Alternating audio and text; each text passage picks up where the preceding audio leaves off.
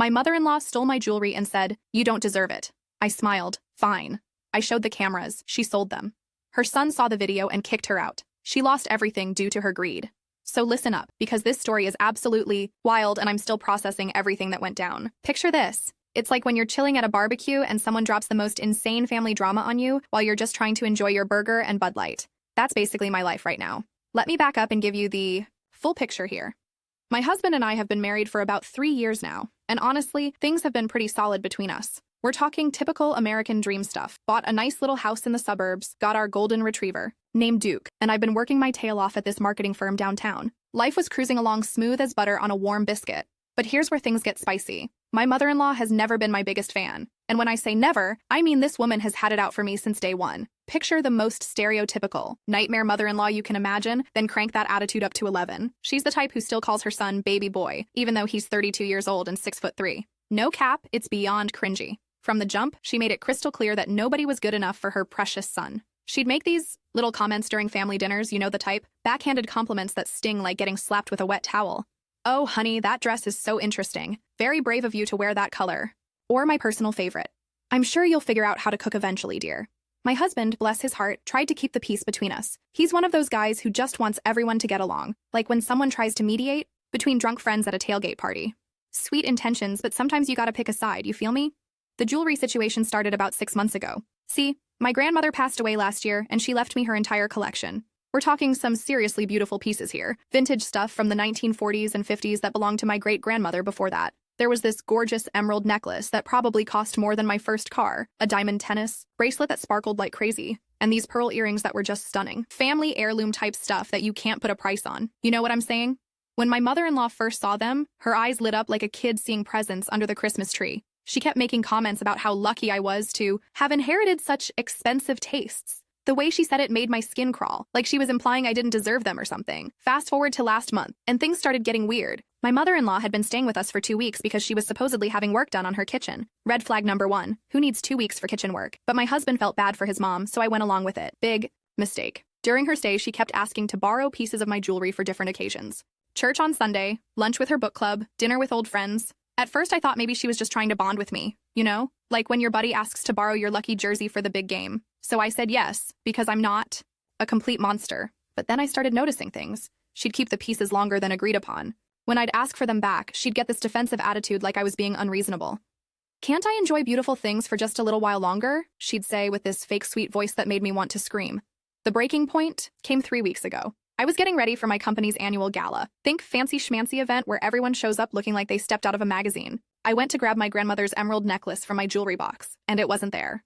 Neither was the diamond bracelet or the pearl earrings. I searched everywhere, thinking maybe I'd moved them and forgotten. Tore apart my bedroom like I was looking for buried treasure. Nothing. When I asked my mother-in-law about it, she got this look on her face. You know that expression people get when they're caught red-handed, but they're still gonna try to lie their way out of it? Like when someone's standing next to a broken lamp holding a baseball bat and they swear they didn't do it? "Oh, those old things," she said, waving her hand dismissively. "I put them somewhere safe. You really shouldn't leave such valuable items lying around." Safe, right, because my locked jewelry box in my own bedroom wasn't safe enough.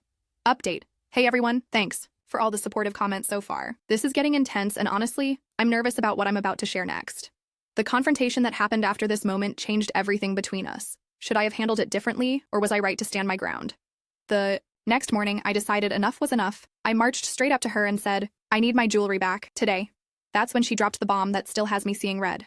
She looked me dead in the eye, crossed her arms like she was some kind of authority figure, and said, "You don't deserve those pieces. They should go to someone who appreciates family history and values." The audacity, the absolute nerve of this. Woman, I'm standing there in my own house asking for my own inherited jewelry, and she's telling me I don't deserve it? It was like getting punched in the gut by someone wearing brass knuckles. But here's the thing. Instead of losing my cool and going full Jerry Springer on her, I just smiled. Real sweet-like, the kind of smile you give someone right before you completely destroy their world. "Fine," I said. "Keep them." She looked confused, like she was expecting me to argue or beg, but I had something better planned. See, about a year ago, my husband convinced me to install these fancy security cameras around our house. He was worried about break-ins after our neighbor got robbed, so we got this whole ring setup that covers every angle. Interior cameras, exterior cameras, the works. Everything backed up to the cloud automatically. I spent the next few days acting like everything was normal. Made small talk, cooked dinner, watched Netflix. Meanwhile, I was reviewing weeks of camera footage like I was preparing for the Super Bowl. And boy, did I hit the jackpot. There it was, clear as day in high-definition glory. My dear mother-in-law sneaking into my bedroom at 2 a.m., opening my jewelry box, and stuffing my grandmother's pieces into her purse. The timestamp showed it happened the night before she claimed they were somewhere safe. But wait, it gets better. The cameras also caught her leaving the house the next afternoon with a small bag, then returning empty-handed 3 hours later. The timestamps matched perfectly with when she said she was running errands. I did some detective work and found out there's a high-end jewelry buyer downtown that specializes in vintage pieces. Made a few phone calls, described my jewelry, and bingo. They remembered a woman matching my mother-in-law's description selling those exact pieces just days earlier. The smoking gun was when I checked our joint bank account, because my husband had given his mom access for emergency expenses during her stay.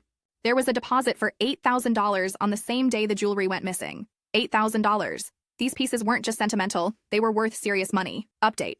Okay, this is where things get really crazy. I'm about to confront my husband with the evidence, and honestly, I'm terrified about how he's going to react. His mom has been manipulating him his whole life, and I'm worried he won't believe me even with video proof. What would you guys do in my situation? Am I about to blow up my marriage? When my husband got home from work that Friday, I had everything ready. Printed screenshots, video clips queued up on my laptop, bank statements highlighted in yellow like I was presenting a case to a jury. I felt like one of those crime show detectives about to crack the case wide open. Honey, we need to talk, I said, patting the couch beside me. He took one look at my setup and knew this wasn't going to be a casual conversation about weekend plans. His face went from confused to worried in about 2 seconds flat. I started with the missing jewelry, then showed him the footage. Watching his expression change as he saw his mother sneaking around our bedroom was like watching someone realize their favorite restaurant has been poisoning people. Shock, denial, then this slow-burning anger that started in his eyes and spread across his whole face. This can't be right, he kept saying, rewinding the video. There has to be an explanation. Then I showed him the bank statements and the receipt from the jewelry buyer, the pieces I inherited from my grandmother, pieces that meant everything. To me, had been sold for $8,000 to some stranger who probably had no idea they were stolen family heirlooms. My husband went quiet for the longest time. Like scary quiet, the kind of silence you hear right before a tornado hits. Finally, he looked up at me and said, "Where is she now?" His mom was in the guest room, probably thinking she'd gotten away with the perfect crime. My husband walked upstairs, and I could hear their voices getting louder and louder. Then there was shouting. Then there was crying.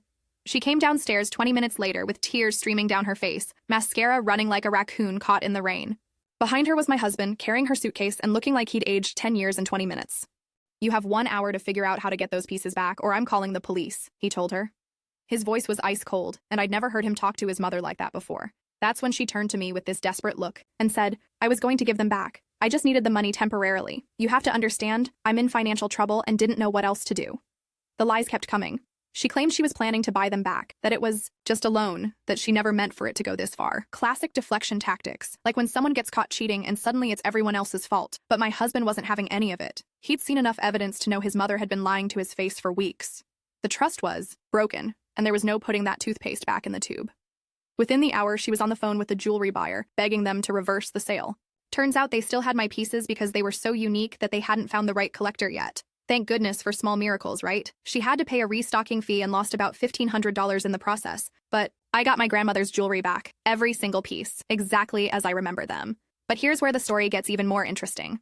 After his mom left that night, my husband started digging into her finances. Turns out her kitchen renovation was actually a cover story. She'd been gambling online and had racked up serious debt. We're talking credit cards maxed out, loans from sketchy places, the whole 9 yards. All those times she'd asked to borrow money from us over the years, it wasn't for car repairs or medical bills like she claimed. It was feeding her gambling addiction. My jewelry theft was just her latest desperate attempt to cover her tracks. My husband was devastated. Finding out your mom has been lying and stealing from you cuts deep, like discovering your childhood hero was actually a villain all along. But he handled it better than I expected. He set boundaries, cut off her access to our finances, and told her she needed professional help if she wanted any chance of rebuilding their relationship. Update. Final update, and wow, what a journey this has been. The aftermath of everything has been both satisfying and sad. Justice was served, but family relationships are complicated. Want to hear how this all played out in the end and what happened to my mother-in-law? The weeks following the big confrontation were rough. My mother-in-law kept calling and texting, alternating between angry accusations and tearful apologies. She tried everything from guilt trips to threats, even reaching out to other family members to try to get them on her side. But here's the thing about truth. Once it comes out, it spreads like wildfire. My husband's siblings found out about the gambling and the stealing, and suddenly her whole house of cards came tumbling down. Turns out I wasn't her only victim. She'd been borrowing from his sister and brother too, always with some sob story about temporary financial hardship. His sister discovered that their mom had pawned a ring that belonged to their deceased father, claiming it was lost in a burglary. His brother realized money had been missing from his wallet during family visits. The woman had been running scams on her own children for years. The family held an intervention, and it wasn't pretty. Picture the most awkward Thanksgiving dinner you can imagine, then multiply that tension by about 50. Everyone laid their cards on the table, and the extent of her lies became clear. She'd stolen from all of us, manipulated all of us, and blamed everyone except herself. She lost her apartment because she couldn't make rent without her gambling winnings and stolen money. Had to move in with a cousin 3 states away who barely tolerated her presence. Lost her job because her gambling had affected her work performance. Even lost some friendships when word got around about what she'd done to her own family. Meanwhile, my husband and I came out stronger than ever. Going through something like this together, dealing with betrayal, supporting each other, standing united against manipulation, it builds a different kind of trust. We're like those couples who survive natural disasters and end up with an unbreakable bond. I got my jewelry back, and every time I wear those pieces now, they mean even more to me. They're not just beautiful accessories or family heirlooms anymore. They're symbols of standing up for myself and not letting anyone push me around. Husband learned some hard lessons about enabling toxic behavior, even when it comes from family. He's been going to therapy to work through the guilt and betrayal, and honestly, it's made him a better partner. He's got my back now in ways he never did before. As for his mom, last I heard she was still struggling. The cousin she's staying with has strict rules, no gambling, no lying, and she has to contribute to household expenses with the part-time job she managed to find. She's supposedly in counseling, but change is hard when you've spent decades perfecting the art of manipulation. The crazy part is, she still doesn't seem to fully understand what she did wrong. She sends these text messages sometimes, talking about how family should forgive family, and how we're overreacting to a simple mistake. A simple mistake. Like stealing $8,000 worth of irreplaceable family jewelry is equivalent to accidentally using someone else's coffee mug. But you know what? I sleep better at night knowing I stood up for myself. I could have let it slide, made excuses, tried to keep the peace for my husband's sake. Instead, I gathered evidence, presented facts, and let the truth speak for itself. The best part of this whole mess is that other family members have started standing up to her too. Her manipulation tactics don't work anymore because everyone's aware of them now.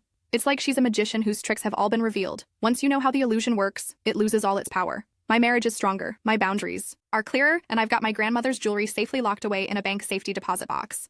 Sometimes life throws you curveballs that seem devastating at first, but they end up being exactly what you needed to grow stronger. Looking back, I'm almost grateful this happened. Not grateful that I was stolen from, or that my husband was betrayed by his own mother, but grateful that the truth came out before things got worse. Imagine if she'd escalated to stealing more valuable items, or if her gambling debts had led to dangerous people showing up at our door. Sometimes the people who hurt us the most do us the biggest favors without meaning to. My mother-in-law thought she was taking advantage of someone she saw as weak and undeserving.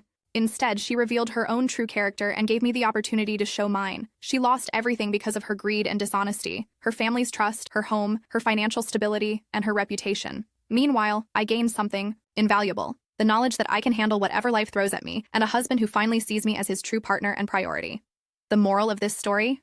Don't mess with someone's family heirlooms, especially when they have security cameras and the patience to build an airtight case against you. Justice might take its sweet time sometimes, but when it arrives, it's absolutely beautiful to watch.